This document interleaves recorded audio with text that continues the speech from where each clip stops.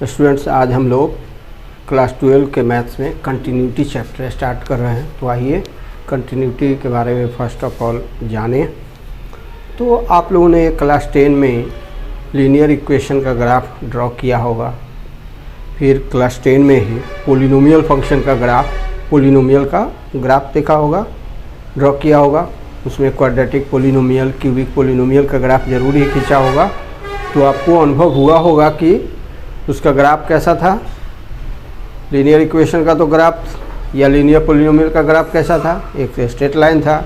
लेकिन quadratic polynomial या cubic polynomial या कोई भी जो 1 डिग्री से ज़्यादा डिग्री का पोलिनोमियल रहा होगा वह कर्व रहा होगा और कंटिन्यूअस रहा होगा। मतलब ग्राफ खींचते समय टूट नहीं रहा होगा, उसमें ब्रेक नहीं रहा होगा। तो आइए कुछ ग्राफ को देखें और उससे आपको कंटिन्यूटी को रिलेट करेंगे। जैसे x + y = 5, यह लीनियर इक्वेशन इन 2 वेरिएबल है, आप जानते हैं। इसका ग्राफ हम खींचते हैं, देखते हैं कि कैसा आता है। तो ग्राफ खींचने के लिए हम लोग क्या करते हैं, x/5 + y/5 = 5/5 = 1 हो जाएगा। इसको हम लोग x/a + y/b = 1, जो कि स्ट्रेट लाइन का इंटरसेप्ट फॉर्म है, intercept form of straight line है, स्ट्रेट लाइन है। तो इसका ग्राफ कैसे खींचते हैं आप जानते होंगे कि a इंटरसेप्ट होता है x एक्सिस पर और b इंटरसेप्ट होता है y एक्सिस पर। तो इसी तरह से इसका इंटरसेप्ट x इंटरसेप्ट कितना है, x पर, x एक्सिस पर इंटरसेप्ट 5 है और y एक्सिस पर भी इंटरसेप्ट 5 है। तो चलिए इसका हम ग्राफ कैसे खींचेंगे। तो हम लोग ग्राफ इस तरह से, तो ग्राफ के लिए आप जानते ही है कि 2 एक्सिस लेते हैं, जो एब्सिसा और ऑर्डिनेट कहलाते हैं। एब्सिसा मतलब x एक्सिस जो कि हॉरिजॉन्टल एक्सिस होता है और वर्टिकल एक्सिस को ऑर्डिनेट कहा जाता है। दोनों का जो पॉइंट ऑफ इंटरसेक्शन है वह राइट एंगल पर एक दूसरे को काटता है और इसको ओरिजिन भी कहते हैं और पोल भी कहते हैं। तो चलिए 1 2 3 4 5 इस पर भी ले लेते हैं, 1 2 3 4 5। और जब हम ग्राफ खींचेंगे तो इस तरह का ग्राफ हमें मिलेगा, 5 से होकर जाएगा। यहाँ पर इंटरसेप्ट 5 हुआ, यहाँ पर इंटरसेप्ट 5 हुआ। ये ग्राफ किस तरह का ग्राफ है, ये कंटिन्यूअस है, कंटिन्यूअस ग्राफ है ये। तो लीनियर फंक्शन का यानी लीनियर इक्वेशन का ग्राफ कैसा होता है, स्ट्रेट लाइन होता है। इसी तरह से अगर लीनियर पोलिनोमियल इस तरह से ले px = x + 1 इस तरह का ले, तो इसका ग्राफ अगर ड्रॉ करना होगा तो हम लोग कैसे करेंगे। तो px = x + 1, तो x + 1 = 0, मतलब लीनियर इक्वेशन बना देंगे, = 0 करके यह इक्वेशन बन जाएगा। Now x = -1। तो इसका ग्राफ अब कैसे खींचेंगे। तो x y, x का वैल्यू तो -1 ही रहेगा, बट y का वैल्यू आप कुछ भी लें, 0 1, x का वैल्यू सेम ही रहेगा, -1 ही, 2 3 4 इस तरह का होगा। तो आइए हम ग्राफ खींचते हैं। x का वैल्यू -1 ही है, जबकि y का वैल्यू x। तो देखें यहाँ पर इसका ग्राफ हम लोग जा रहे हैं खींचने। x का वैल्यू -1, y का वैल्यू 1 2 3 4, y है, y डैश है। तो चलिए x का ग्राफ किस तरह से होगा, इस तरह का ग्राफ होगा, 1 2 3 और 4 इस तरह का ग्राफ होगा। यह भी क्या है, कंटिन्यूअस है, यह भी कंटिन्यूअस है, इसमें कहीं भी ब्रेक नहीं है, टूट नहीं है। तो इस तरह से हमने लीनियर इक्वेशन या लीनियर पोलिनोमियल का ग्राफ खींचा। दोनों ही कैसे हैं, कंटिन्यूअस हैं। अब हम लोग एक क्वाड्रेटिक पोलिनोमियल का ग्राफ खींचकर देखते हैं, कंटिन्यूटी और डिसकंटिन्यूटी पता चलेगा ग्राफ फिगर से। तो function of x equal to x square minus 4 ले लेते हैं। एक्स स्क्वायर माइनस 4x यह एक क्वाड्रेटिक पोलिनोमियल है, इसका ग्राफ हम खींचते हैं। तो इसके लिए हम लोग x का वैल्यू 0 रखते हैं। तो फंक्शन ऑफ x का वैल्यू क्या आएगा? अगर फंक्शन ऑफ x को y मान ले तो यहाँ पर let y equal to function of x, इसको ऐसे भी लिख सकते हैं। तो y इक्वल टू कितना होगा? 0 स्क्वायर माइनस 4 इक्वल टू कितना हो जाएगा? -4। अब x का वैल्यू अगर हम +1 रखेंगे तो फंक्शन ऑफ x या function of 1 equal to y equal to 1 square minus 4 equal to -3 होगा। x का वैल्यू अगर हम 2 रखेंगे तो फंक्शन ऑफ 2 का वैल्यू अगर y लेते हैं तो कितना आएगा? 2 square minus 4 that is 4 minus 4 equal to 0। इसी तरह से x का वैल्यू -1 रखेंगे तो फंक्शन ऑफ -1 का वैल्यू कितना आएगा? -1 का स्क्वायर तो प्लस होता है, तो 1 माइनस 4 इक्वल टू -3 आएगा। फिर x का वैल्यू अगर -2 रखेंगे तो फंक्शन ऑफ -2, बिल्कुल आसान है बच्चों। y इक्वल टू कितना हो जाएगा? x की जगह पर -2 रखेंगे, -2 का स्क्वायर कितना होता है? 4 होता है, 4 माइनस 4 इक्वल टू 0 हो जाएगा। तो इस तरह से अब हम लोग इसका ग्राफ खींचते हैं। x dash y dash origin, इसका लेते हैं हम लोग 4 तक जाना है, 4 तक। 1 2 3 4, ये फर्स्ट क्वाड्रेंट होता है, इसका चिन्ह होता है प्लस प्लस, ये तो आप जानते होंगे।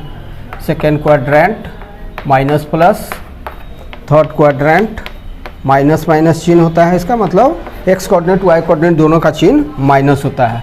फोर्थ क्वाड्रेंट, इसका चिन्ह क्या होता है? प्लस माइनस होता है, मतलब x coordinate plus y coordinate minus. अब आइए हम लोग एक्स एक्सिस के निगेटिव डायरेक्शन में ले लें वैल्यू, फिर 2 3 4, इसी तरह से -1 -2 -3 -4, ये negative direction of Y axis है नीचे, डाउनवर्ड में negative direction of Y axis, upward में positive direction of Y axis है। अब हम इसके आधार पर इसको ऐसे भी हम लिख सकते हैं, y equal to function of x का वैल्यू कितना था? 0 -4 1 -3 2 0, फिर -1 -3, करस्पॉन्डिंग वैल्यू है -2, करस्पॉन्डिंग वैल्यू कितना?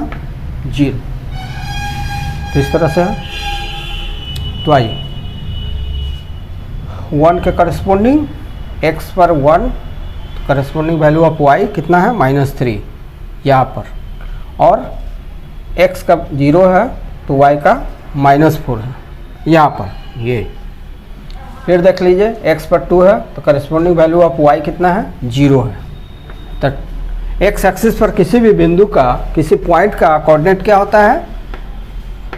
कोऑर्डिनेट होता है x कोऑर्डिनेट समथिंग होता है, लेकिन y कोऑर्डिनेट 0 होता है। तो x एक्सिस पर किसी भी पॉइंट का y कोऑर्डिनेट 0, इसी तरह से y एक्सिस पर किसी भी पॉइंट का x कोऑर्डिनेट 0 होगा।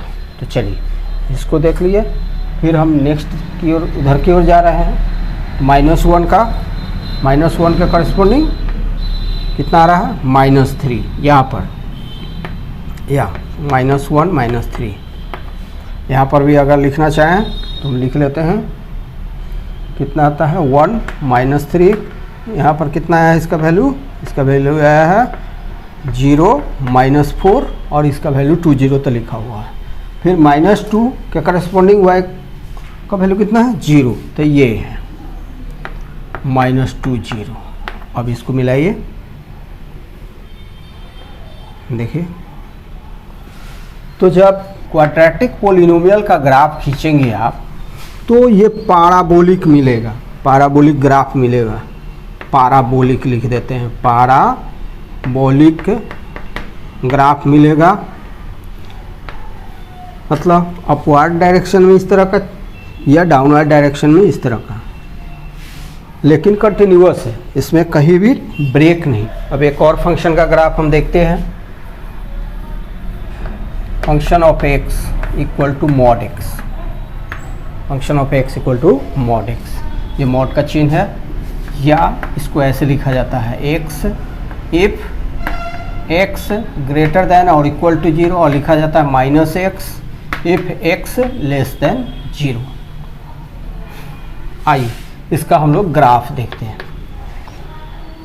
तो यहाँ पर कंडीशन दिया हुआ है, तो हम ऐसे भी बना सकते हैं, x का वैल्यू ले लेते हैं, ग्रेटर देन 0 है तो 0 भी ले सकते हैं, 0 तो function of x equal to x, मतलब अगर x का वैल्यू 0 है तो y का वैल्यू भी 0 होगा। अगर 0 से बड़ा लेते हैं, मोर देन 0, तो क्या ले देंगे, 1 ले लेते हैं। तो function of 1 equal to mod 1, mod 1 कितना होता है, +1 ही होगा, 1। 2 लेंगे तो मॉड 2 होगा। अब -1 लेते हैं, तो -1 लेते हैं, उसके लिए क्या होता है f(x) का value, function of -1 equal to कितना होगा, mod -1 equal to mod minus negative का निगेटिव हो जाता है, तो निगेटिव नेगेटिव पॉजिटिव +1। कब, जो कांस्टेंट रहेगा तब। और सपोज कीजिए कि function of x equal to x minus 1 हो, x माइनस 1 हो, मॉड x माइनस 1, और आपका x ग्रेटर देन 1 हो, तो आप देख लीजिए कि x माइनस 1 क्या होगा, if x greater than 1 then x minus 1 equal to क्या होगा, पॉजिटिव होगा, greater than 0। In this case modulus x minus 1 equal to क्या हो जाएगा, तो x माइनस 1 पॉजिटिव। और यहीं पर देख लें कि यदि x लेस देन 1 होगा तो x माइनस 1 का वैल्यू क्या होगा, लेस देन 0 होगा। x less than 1, in this case x minus 1 less than 0, in this case modulus x minus 1 चूँकि निगेटिव हो गया, निगेटिव का वैल्यू क्या होता है, जब x लेस देन 0 है तो इसका मॉडुलस क्या होता है, माइनस, मतलब निगेटिव। तो इसको ऐसे लिखेंगे, -x माइनस 1, इस तरह से लिखेंगे। चलिए, तो इसी तरह से जब -1 होगा उसका मॉड कितना आएगा, +1, और जब -2 होगा तो -2 का निकालते हैं, function of -2 equal to mod -2 equal to -2 equal to +2, तो यहाँ +2 हो गया। अब हम लोग इसका ग्राफ ड्रॉ करते हैं।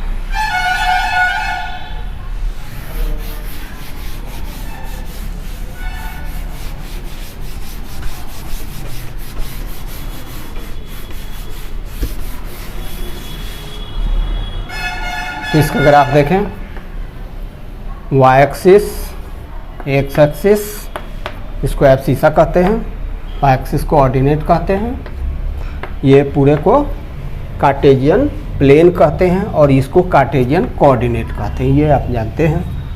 अब इसको ओरिजिन या पोल कहते हैं।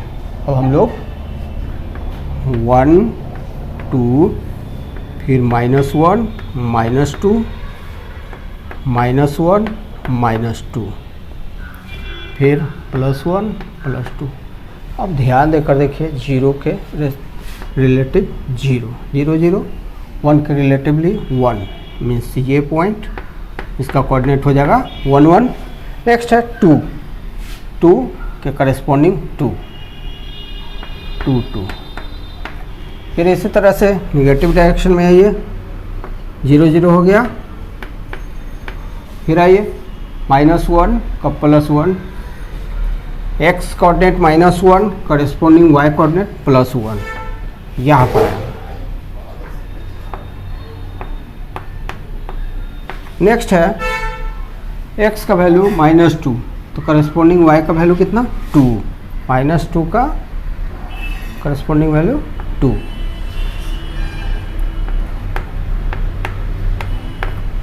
अब इसका ग्राफ ड्रॉ करते हैं। तो ग्राफ से इसका भी कंटिन्यूअस आया, इसका भी कंटिन्यूअस ग्राफ, यह भी कंटिन्यूअस है। कंटिन्यूअस मतलब ग्राफ में कहीं भी ब्रेक नहीं हो, कहीं भी ग्राफ में ब्रेक नहीं हो, इसी को कंटिन्यूअस कहते हैं। तो इस तरह से आपने कंटिन्यूअस ग्राफ्स को देखा, एक केस, दूसरे केस, और ये तीसरे केस में देखा।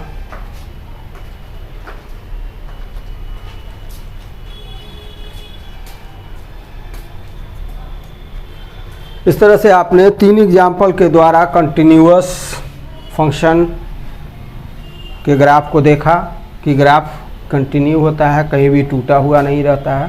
तो इसको समझने के लिए कि ग्राफ कंटिन्यूअस या फंक्शन कंटिन्यूअस कब होता है। फंक्शन कंटिन्यूअस तब होता है जब उसका ग्राफ क्या हो, बिल्कुल कंटिन्यू हो, कहीं पर ब्रेक नहीं हो। आइए अब हम लोग इसके डेफिनेशन को जानते हैं।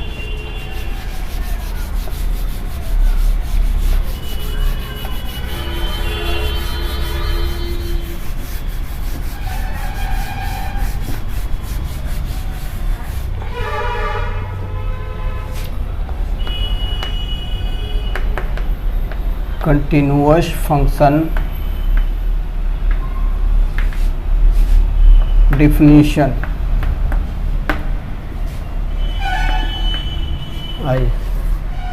डेफिनेशन तो किसी भी फंक्शन को कंटिन्यूअस तब कहा जाता है जब उस फंक्शन के डोमेन के हर एक पॉइंट पर उसका ग्राफ, उस फंक्शन का ग्राफ क्या हो, कंटिन्यूअस हो।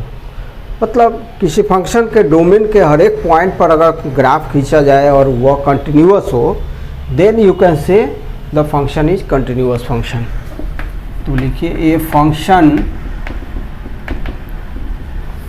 Function of x is set to be, ऐसे भी लिखते हैं, set to be continuous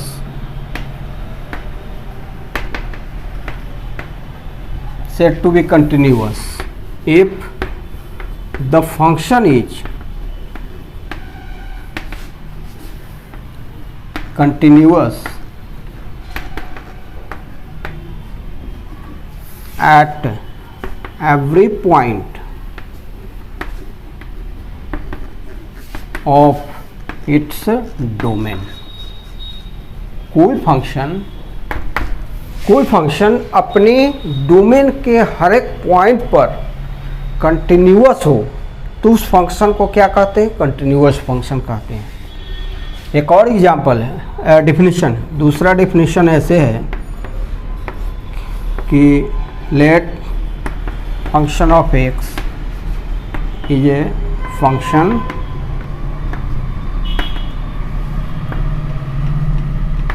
which is defined at a point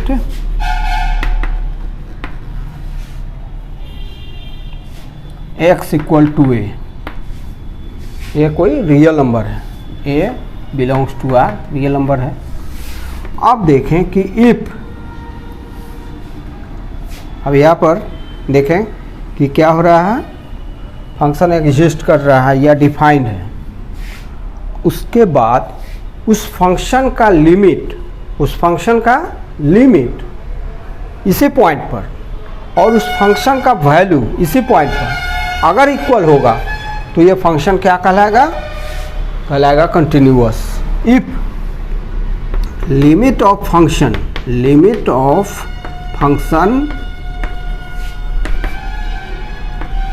at the point x equal to a, at the point x equal to a, तो ध्यान दीजिए, if limit of function at the point x equal to a is equal to the value of the function at x equal to a, the value of function at x equal to a, इसको ऐसे लिख सकते हैं, इस पर लिखते हैं limit function of X tending to A equal to function of A. तो हम क्या कहते हैं, function of x is continuous. Let function of x is a function, इसको रियल फंक्शन कहिए। ये कौन सा फंक्शन होगा, रियल फंक्शन। अब अगर रियल फंक्शन ध्यान में नहीं है तो ऐसा फंक्शन सपोज करिए कि f is a function from a to b, और f is a function from a to b। Its domain a subset of real number R. B is also subset of set of real number R. Domain and range both are subset of set of real number R. Then f is real function. Real function, यही real function का definition है कि कोई function हो f from a to b और उसका domain और range दोनों अर्थात a और b दोनों set of real number r का सबसेट हो तो f को रियल फंक्शन कहते हैं। चलिए, तो so f is continuous, f is continuous at x equal to a, x equal to a, यही हुआ। So f is continuous at x equal to a। तो कंटिन्यूअस फंक्शन का ये दो तरह का डेफिनेशन हुआ। और तीसरा डेफिनेशन भी देख लीजिए।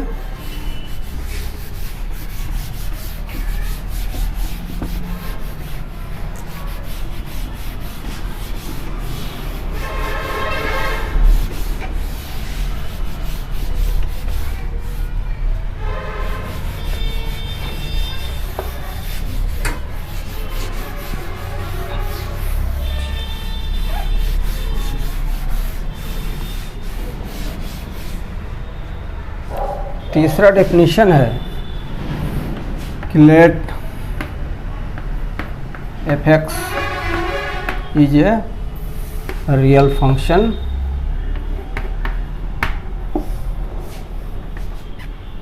If function of x is defined, defined भी कहते हैं या एग्जिस्ट करते हैं, एग्जिस्ट करता है ऐसा कहते हैं। If function of x is defined at a real point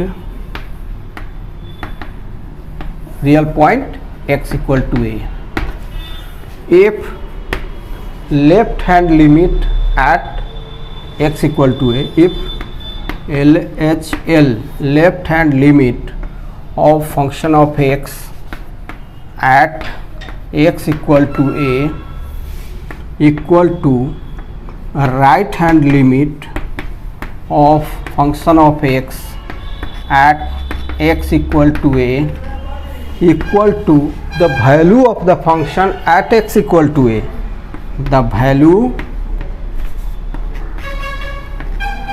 of the function at x equal to a, that is जिसको ऐसे लिखा जाता है फंक्शन ऑफ ए लिखा जाता है। इसको भी आप देख लें, ऐसे लिखा जाता है limit X tending to A minus, इसको लिखा जाता है limit X tending to A plus. यहाँ पर फंक्शन ऑफ एक्स लिखागा, एफ एक्स लिखागा यहाँ फंक्शन ऑफ एक्स, इसको भी फंक्शन ऑफ एक्स लिखेंगे और यहाँ तो फंक्शन ऑफ दैट इज, यहाँ पर कंप्लीट हो जाता है पूरा। That is limit X tending to A minus function of x equal to limit X tending to A positive function of x equal to function of A. यही working rule भी है, main working rule यही है। इसके आधार पर बहुत सारे functions का कंटिन्यूटी टेस्ट होता है कि ये फंक्शन कंटिन्यूअस है कि नहीं है किसी पॉइंट पर।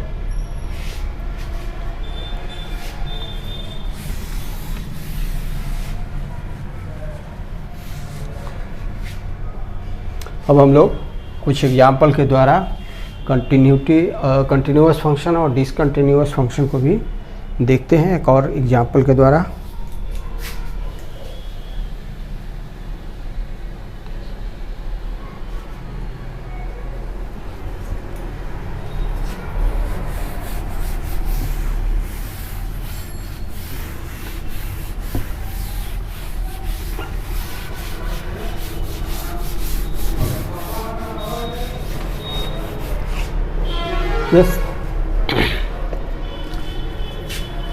जैसे सपोज करें एक फंक्शन है सिग्नम फंक्शन, इसको सिग्नम फंक्शन भी कहते हैं।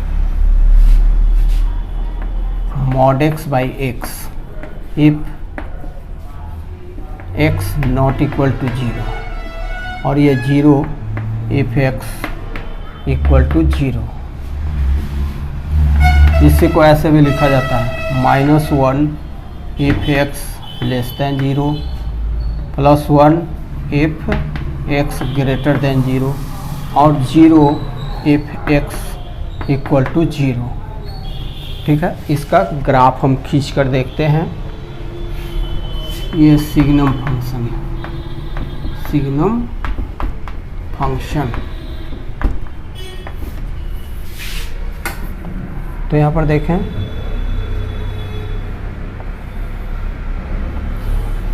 x axis x dash, y axis y dash, origin. चलिए 1 2 -1 -2 -1 -2 +1 +2। अब first quadrant, second quadrant, third quadrant, fourth quadrant, ये सब जानते ही हैं। अब इसका ग्राफ देखते हैं। तो फंक्शन ऑफ x का वैल्यू x लेस देन 0, जो नंबर 0 से छोटे हैं उनके लिए फंक्शन ऑफ x का वैल्यू क्या आता है? -1 आता है। x का वैल्यू 0 से जितने भी हैं छोटे होंगे, लेस देन 0। तो जैसे यहाँ पर ध्यान देंगे, जितने भी x से छोटे वैल्यूज हैं उनके लिए फंक्शन ऑफ x का वैल्यू मतलब y का वैल्यू कितना है? -1। तो देख लीजिए यहाँ -1 है, और ये जो लाइन है ये बतला रहा है कि x का वैल्यू -1 -2 -3 सभी x लेस देन 0। तो फंक्शन ऑफ x का वैल्यू मतलब y कोऑर्डिनेट कितना हो गया? -1 हो गया यहाँ, इस तरह से। फिर 0 वाले के लिए 0 है या फिर जो भी नंबर्स 0 से बड़े हैं अर्थात 1 2 3 पूरे सोन, सभी के लिए f(x) का वैल्यू मतलब y का वैल्यू कितना है? 1 है। अर्थात ये y का मतलब क्या? x एक्सिस के जो परपेंडिकुलर हुआ है, ये डिस्टेंस जो हुआ यह y कोऑर्डिनेट हुआ। तो x से ग्रेटर देन 0, x का वैल्यू यहाँ पर होगा x एक्सिस के अलाउंग 1 2 3 एंड सो ऑन। सबके लिए y कोऑर्डिनेट कितना होगा? 1 होगा। अब यहाँ पर देखिए ग्राफ कहाँ पर है? ग्राफ आपका यह है, ग्राफ आपका यह है, और ये पॉइंट लिया गया है। तो क्या ये कंटिन्यूअस है? नहीं, यह ग्राफ डिसकंटिन्यूअस है, क्योंकि ग्राफ कंप्लीट नहीं है, बीच में ब्रेक है। यहाँ से यहाँ तक ब्रेक है, यहाँ से यहाँ तक ब्रेक है, इसलिए ऐसे ग्राफ को डिसकंटिन्यूअस कहते हैं और ऐसे फंक्शन को डिसकंटिन्यूअस फंक्शन कहते हैं। तो आपने कंटिन्यूअस फंक्शन और डिसकंटिन्यूअस के बारे में जानकारी हासिल किया। अब हम लोग नेक्स्ट वीडियो